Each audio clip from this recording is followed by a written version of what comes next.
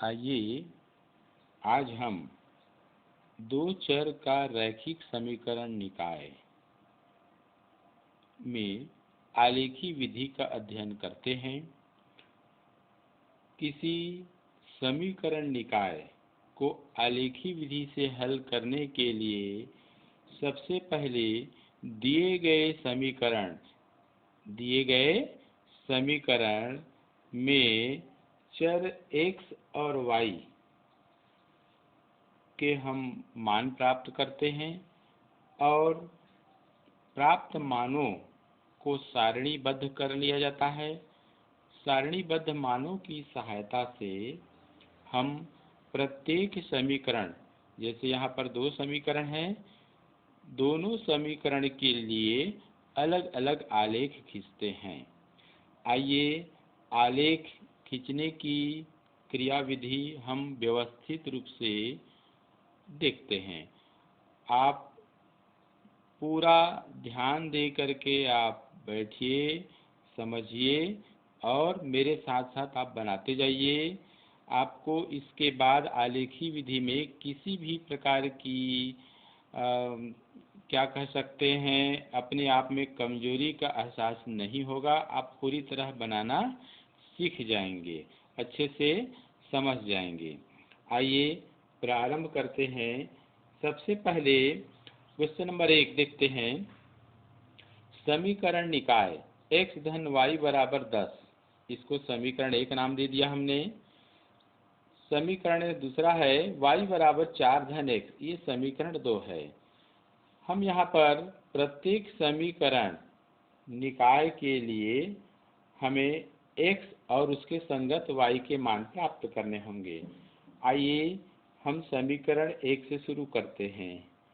समीकरण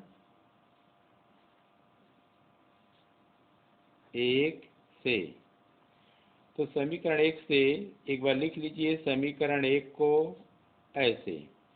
यहाँ पर दो चर राशि है x और y। हमें चर x को पक्षांतर करना होगा ताकि समीकरण के बाएं पक्ष में केवल एक चर y बचा रहे।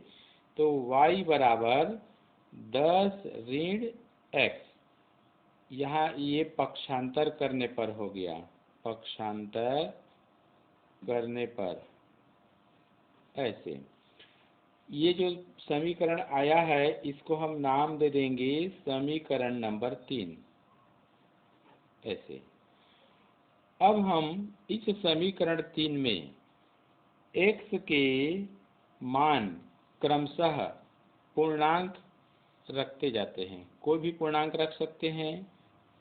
अब समीकरण 3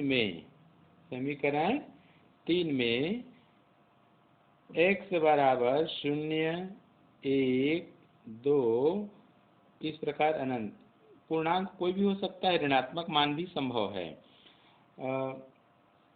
क्रमशः रखकर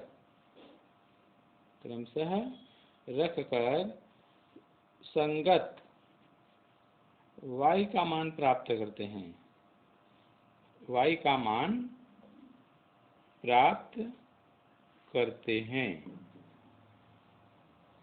देखिए समीकरण 3 में अगर हम x की जगह में कोई भी ये मान रखेंगे, कोई भी संख्या रखेंगे और हल करेंगे तो हमें y का मान प्राप्त होगा। इसे हम x के संगत y का मान हम कहेंगे। ध्यान दीजिए, यदि देखिए यहाँ पर x का मान क्रमशः 0, 1, 2 हम समीकरण 3 में रख करके देखते जाते हैं तो संगत y का मान प्राप्त होगा। पर हमको 0, 1, 2 शुरू से सभी अंकों को लेने की आवश्यकता नहीं है। आप कुछ अनुमान भी लगाते जाइए। हम यहाँ पर समीकरण 3 में x के स्थान में हम ऐसी कौन सी संख्या रखें इनमें से कि y का मान भी छोटा से छोटा प्राप्त हो। बहुत बड़ा मान प्राप्त होगा तो आपको आलेख बनाने में कठिनाई हो सकती है। बड़ी संख्या के लिए आपको ज़्यादा स्पेस की आवश्यकता होगी, तो आप कोशिश करिए कि छोटा से छोटा मान हो। साथ ही साथ x का मान इस प्रकार चुनिए कि संगत y का मान भी पूर्णांक में हो। दशमलव संख्या भी आप ले सकते हैं, लेकिन शांत दशमलव होना चाहिए। अशांत आवर्ती दशमलव आप नहीं ले सकते। तो आइए देखते हैं, यदि हम x का मान अगर हम 3 रखें, यदि x बराबर 3, तब समीकरण 3 में y का मान क्या हो जाएगा? तो y बराबर 10 ऋण x की जगह में हम क्या रखेंगे? 3। आइए देखते हैं, y का मान क्या हो जाएगा? ये हो जाएगा 7। ठीक है। ये जो प्राप्त मान है, इन प्राप्त मानों को हम सारणीबद्ध करते जाते हैं। जैसे यहाँ पर देखिए, समीकरण 1 धन y बराबर 10 है और हम समीकरण 1 के लिए ही हल कर रहे हैं। तो यहाँ पर सारणी 1 बना लीजिए आप। यहाँ पर चर x रहेगा, चर y, और यहाँ पर ये जो खाने दिख रहे हैं, इसमें जो मान हम यहाँ लेंगे उन मानों को आप लिखते जाइए। जैसे यहाँ पर हमने x का मान 3 लिया है, ये लीजिए, यहाँ पर x का मान 3 लिखिए, तो y का मान कितना प्राप्त हुआ? 7। इस y के मान को 7 को यहाँ लिख दीजिए। आइए दूसरा मान प्राप्त करते हैं। यदि x का मान हम 4 लेते हैं, x का मान 4, तब देखते हैं y का क्या हो जाएगा? तो y बराबर, देखिए समीकरण 3 में 10 ऋण x की जगह हम 4 लेंगे, ऐसे 4 ले लिया हमने। तो आइए देखते हैं y का कितना हो जाएगा? तो ये हो जाएगा 6। तो यहाँ देखिए, हम फिर से इसको सारणीबद्ध कर देंगे। x का मान यहाँ 4 रखेंगे, तो y का मान हमें 6 प्राप्त होगा। चूँकि हम जानते हैं कि एक सरल रेखा खींचने के लिए 2 बिंदुओं की आवश्यकता होती है, और यहाँ पर 2 बिंदु हमें प्राप्त हो गए हैं। आइए देखते हैं कैसे। यहाँ पर x का मान 3 है, तो संगत y का मान 7 प्राप्त हुआ। इसको हम बिंदु a लिख देते हैं, a, और इसका निर्देशांक हो गया 3, 7। ऐसे आपको पूर्व में बताया जा चुका है, ये क्रमित युग्म है। किसी बिंदु का निर्देशांक दर्शाने के लिए x का मान यहाँ और कामा लगा के y का मान यहाँ लिखा जाता है। इसको क्रमित युग्म भी कहते हैं। ठीक है। अब दूसरा बिंदु है b। b का निर्देशांक देखिए 4, 6, 4, 6। तो इस प्रकार 2 बिंदु हमें प्राप्त हो चुके हैं। 2 बिंदुओं की सहायता से हम सरल रेखा खींचा जा सकता है। तो आगे और बिंदु ज्ञात करने की आवश्यकता नहीं है। आप चाहें तो और बिंदु इसी प्रकार इसी क्रम को आगे बढ़ाते जाइए, आप बना सकते हैं। ठीक है। तो इस प्रकार समीकरण 3 से हम हल किए तो 2 बिंदुएं हमें प्राप्त हुई। अब समीकरण 2 के लिए लेते हैं। 2 के लिए तो समीकरण 2 को लिखिए, तो y बराबर हो जाएगा 4 धन x। यहाँ पहले से ही देखिए, चर राशि x दाईं ओर है और दूसरा चर राशि y बाईं ओर है। तो इसे आप समीकरण 4 नाम दे दीजिए, लिखने में सहूलियत होगी।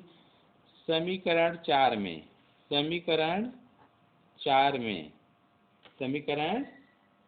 में x बराबर 0, 1, 2, 3, ये इस प्रकार अनंत तक कर सकते हैं। कोई भी पूर्णांक हो सकता है, धनात्मक, ऋणात्मक अथवा शून्य। क्रमशः रख कर संगत y का मान प्राप्त करते हैं। ऐसे आइए देखते हैं। यदि हम x का मान 1 अगर लें, यदि x का मान अगर हम 1 लें, तब y बराबर हो जाएगा, देखिए 4 धन 1, x की जगह में 1 रख दिए। इसका अभिप्राय है y बराबर 5। ऐसे इन मानों को भी सारणीबद्ध कर लीजिए। प्राप्त मानों को सारणीबद्ध करने पर तो दूसरा समीकरण y बराबर 4 धन x के लिए सारणी हमने ये बनाया है। x का मान हमने 1 लिया तो y का मान कितना आ गया, 5। ऐसे आइए दूसरा मान लेते हैं। यदि x बराबर हम 2 लें, x बराबर 2 लें, तब y का मान क्या हो जाएगा, देखिए तो 4 धन 2, इसका अभिप्राय हुआ y बराबर 4 2 6। इसे भी सारणीबद्ध कर लीजिए। तो x का मान हमने लिया यहाँ पर 2 लिया, तो यहाँ लिख लीजिए 2, तो y का मान संगत मान मिला 6। ऐसे यहाँ भी देखिए 2 बिंदु हमें ज्ञात हैं, एक बिंदु 1 और 5 और दूसरा 2 6। इसका दोनों का मान लीजिए। पहला बिंदु के लिए निर्देशांक के लिए बिंदु हम C ले लेते हैं, तो इसका निर्देशांक हो जाएगा 1, 5। ये x का मान कहलाएगा, ये y का मान क्रमित युग्म है ये। एक और बिंदु ले लेते हैं D, तो D के लिए यहाँ पर क्रमित युग्म हो जाएगा 2 6, तो ये लिख लीजिए 2 6। ऐसे देखिए दूसरा समीकरण के लिए भी हमने 2 बिंदु प्राप्त कर लिया, तो 2 बिंदुओं की सहायता से एक सरल रेखा खींचा जा सकता है। तो अब हम आगे और बिंदु प्राप्त करने का प्रयास नहीं करते हैं। आइए अब इनकी सहायता से, इन बिंदुओं की सहायता से हम आलेखन प्रारंभ करें। इसके लिए आप एक सादे कागज ले लीजिए। परीक्षा में ये प्रश्न 2 प्रकार से आ सकता है। ग्राफ पेपर की सहायता से दिए गए समीकरण निकाय का हल ज्ञात कीजिए। दूसरा पूछा जा सकता है, सादे कागज ले करके आप समीकरण निकाय का हल ज्ञात कीजिए। तो एक सादे कागज लेकर के आपको हल ज्ञात करना है। तो आइए हम एक सादे कागज ले करके स्केल की सहायता से, देखिए आप ध्यान से इसको देखेंगे, बहुत ही सरल है ये। ऐसे आप इस प्रकार एक रेखा खींच लीजिए, फिर इसी रेखा के लंबवत एक अन्य रेखा खींच लीजिए। ऐसे ध्यान दीजिए ये लंबवत रहे। अगर आपको लगता है कि स्केल आप सीधा नहीं रख पा रहे हैं तो आप सेट स्क्वायर की मदद से खींच सकते हैं, अथवा यहाँ चांदा रख करके 90 अंश का कोण बनाते हुए एक रेखा खींचिए और नीचे भी बढ़ा दीजिए। तो इस प्रकार से हमने रेखा खींचा। इसके बाद आपको 1-1 सेंटीमीटर पर इसमें चिन्हांकित कर लेना है। ये देखिए सावधानी से आप देखते जाइए। यहाँ पर स्केल को रख करके कोई भी एक जो चिन्हांकन जो इसमें है, ये देखिए जैसे मैंने यहाँ पर 20 को लिया और ये रेखा पर इस प्रकार से हमने जमा दिया। अब देखिए 20 के बाद आता है 21, 22, 23 ऐसे। तो हमने 1-1 सेंटीमीटर पर इस प्रकार चिन्ह इसमें लगा दिया। ठीक इसी प्रकार चिन्ह इधर भी लगाए। ऐसे इस प्रकार से चिन्ह लगा दीजिए आप भी। अब हम इस रेखा पर इसी प्रकार चिन्ह लगाएंगे। तो आप स्केल आप देख लीजिए, आपके पास छोटा स्केल है कि बड़ा स्केल है, उससे कोई फर्क नहीं पड़ना है। आप ये ऐसे 1 सेंटीमीटर पे हमने इस प्रकार चिन्ह लगा दिया। ये देखिए ठीक इसी प्रकार नीचे भी 1-1 सेंटीमीटर पे हमने चिन्ह बना दिया यहाँ पर। ऐसे अब यहाँ पर दोनों जो रेखाएं एक दूसरे को प्रतिच्छेद करती हैं वो मूल बिंदु होगा, वह मूल बिंदु होगा। इसमें इसे हम कहेंगे एक्स अक्ष, एक्स एक्सिस है ये। मूल बिंदु से दाईं तरफ अगर जाएंगे तो एक्स अक्ष का मान धनात्मक होगा। मूल बिंदु से हम बाईं ओर जाएंगे तो एक्स अक्ष का मान ऋणात्मक होगा, तो इसको एक्स डैश लिखा जाता है। ऐसे अब देखिए मूल बिंदु से अगर हम ऊपर की ओर जाएं तो ये वाई अक्ष का धनात्मक मान है, ये धनात्मक मान है। मूल बिंदु से अगर हम नीचे की तरफ आए तो वाई अक्ष का ऋणात्मक मान है, इसको वाई डैश अक्ष ऐसे लिखा जाता है, ये इस प्रकार से ऐसे। आइए अब हम आलेखन प्रारंभ करते हैं। आलेखन में सबसे पहले हम पहले समीकरण के लिए जो दो बिंदु हमें प्राप्त हुआ है उनको लेंगे। पहला बिंदु है ए का मान है 3 और 7, अर्थात एक्स अक्ष में हम 3 खाने चलेंगे और वाई अक्ष में 7 खाने। लेकिन इसके पहले हमें एक और काम करना होगा, भूलिएगा नहीं, पैमाना मानेंगे। ग्राफ पेपर जहाँ पे आप ग्राफ बना रहे हैं उसके दाईं तरफ ऊपर में आप पैमाना लिखिए। एक्स अक्ष व वाई अक्ष में, यानी दोनों अक्ष में हमने समान लिया है पैमाना, तो 1 सेंटीमीटर बराबर 1 इकाई माना है। आपने देखा है अभी 1-1 सेंटीमीटर की दूरी को हमने 1, 2, 3 इस प्रकार लिया है, 1, 2, 3। तो आइए अब हम ग्राफ बनाना प्रारंभ करते हैं, आलेख करते हैं। तो पहला बिंदु है 3, 7, तो यहाँ पर मूल बिंदु से x का मान 3, हमको दाईं ओर जाना पड़ेगा, 1, 2, 3 यहाँ आ गई। अब इसके बाद y का मान आया है 7, तो 7 खाने हमको ऊपर जाना होगा। देखिए यहाँ से गिनेंगे 1, 2, 3, 4, 5, 6, 7 ऐसे, ध्यान दीजिए यहीं। तो इसके सीध में आप ऐसे जाइए और इसके सीध में ऐसे, यहाँ पर बिंदु आपको लेना होगा। मैं यहाँ पर बिंदु ले लेता हूँ। देखिए एक अनुमान से मैं यहाँ बना रहा हूँ, आप लोग भी यहाँ थोड़ा सा जगह कम पड़ गया, आप लोग ध्यान दीजिए, उस जगह को आप लोग बढ़ा के लेंगे। ये 1, 2, 3 यहाँ है, इसके सीध में बढ़ाइए ऐसे।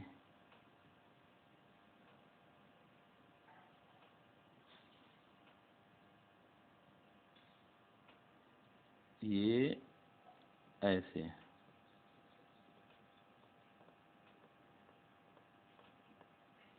ये आपका ये बिंदु आ रहा है ए ऐसे, ठीक है।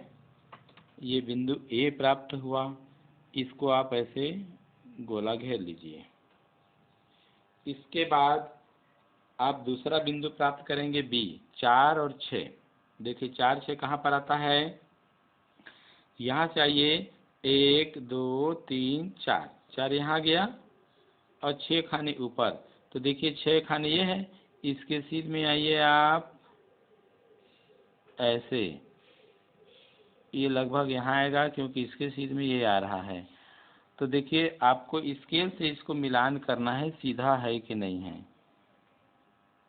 ये देखिए लगभग स्थिति बिल्कुल एक सीध में आ रहा है बिंदु। और इसी प्रकार इसको भी देखिए 1 सेंटीमीटर है, तो ये भी इसमें आ रहा है कि नहीं ऐसे। अब इसको हम ऐसे राउंड लगा देंगे। 2 बिंदु हमारे सामने है, 2 बिंदुओं को मिलाते हुए एक रेखा खींच देंगे ऐसे ऐसे। ये पैमाना को आप लोग ऊपर अलग से लिखिए, इसी में आ गया है। तो आइए दूसरे समीकरण के लिए हम यहाँ पर आलेखन करते हैं। हमारे पास बिंदु सी है, इसका मान है 1, 5। तो 1, 5 मतलब x का मान -1 और y का मान है 5। तो 1, 2, 3, 4, 5, ये देखिए 1 इसके सीध में ऐसे जाएंगे और 5 के सीध में ऐसे आएंगे। तो 1, 2, 3, 4, 5, ये देखिए लगभग ये आ गया। ये इसको हम ऐसे राउंड कर देंगे। इसी प्रकार दूसरा बिंदु है 2, 6। 2 खाने इधर देखिए, 1 2 और 6 खाने आप ऊपर चलिए, ये यहाँ इस सिद्ध में आएगा, ये लगभग ये हो गया आपका एकदम इक्विवेलेंट, ये ऐसे। तो देखिए ये प्रारंभ में ये बिंदु ए था, इसका मान है 3 7। दूसरा बिंदु ये बी लिया था हमने, इसका मान है 4 6। यहाँ पर तीसरा बिंदु सी ये था, इसका मान था 1 5। ये बिंदु डी है, इसका मान था 2 6। आइए इन दोनों बिंदुओं को मिलाते हुए आगे बढ़ा दें, एक रेखा मिल जाएगा। इन दोनों बिंदुओं को ही ध्यान देना है।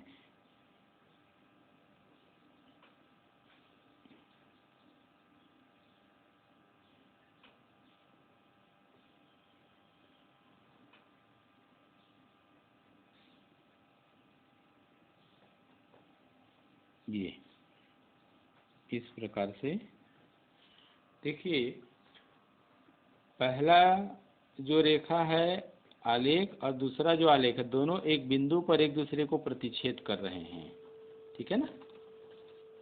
इसको हम पहले आलेख को एल नाम दे देंगे, रेखा एल, और दूसरे आलेख को हम रेखा एम नाम दे देंगे। दोनों ही आलेख एक दूसरे को एक बिंदु पर प्रतिच्छेद करते हैं। इसका अर्थ यह हुआ कि दिए गए समीकरण निकाय का एक अद्वितीय हल होगा। इसका ज्यामितीय अर्थ यही निकलता है। आइए उस अद्वितीय हल का मान ज्ञात करने का प्रयास करें। तो ये जो कटान बिंदु है, इससे लंबवत एक रेखा एक अक्ष पर खींचते हैं, एक लंब खींचते हैं, समझ लिए, ये ऐसे।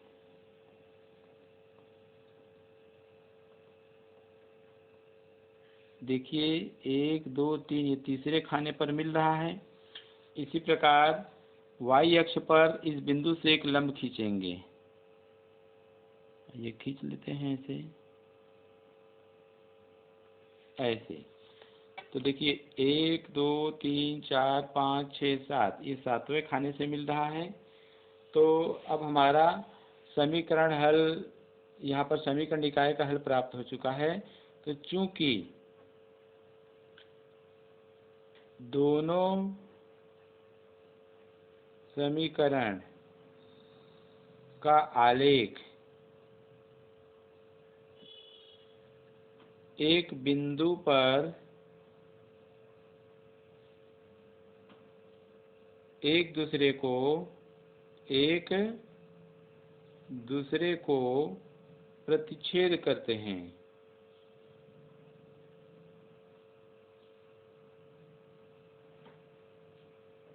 अतः समीकरण निकाय का अद्वितीय हल होगा। समीकरण निकाय का अद्वितीय हल होगा। अब उस हल का मान क्या होगा? तो अतः x बराबर कितना 3 व y बराबर 7 है। ये आप आंसर लिख सकते हैं ऐसे। रेडी। समीकरण निकाय का हल x बराबर 3 व y बराबर 7 प्राप्त हुआ है। हम इसको प्रारंभ में ही जांच करके देख सकते हैं कि दिए गए समीकरण निकाय का अद्वितीय हल होगा कि अनंत अनेक हल होगा कि कोई हल नहीं होगा। आइए देखते हैं। दिए गए समीकरण निकाय की तुलना मानक समीकरण निकाय से करने पर, तो यहाँ देखिए, यहाँ पर a1 का मान है 1, a2 का मान है कितना है, a2 का मान देखिए, तो a2 का मान हो जाएगा ऋण 1, b1 का मान है 1 और b2 का भी मान है 1, और c1 का मान है कितना 10 और c2 का मान कितना है 4। तो अद्वितीय हल का प्रतिबंध, आइए देखते हैं।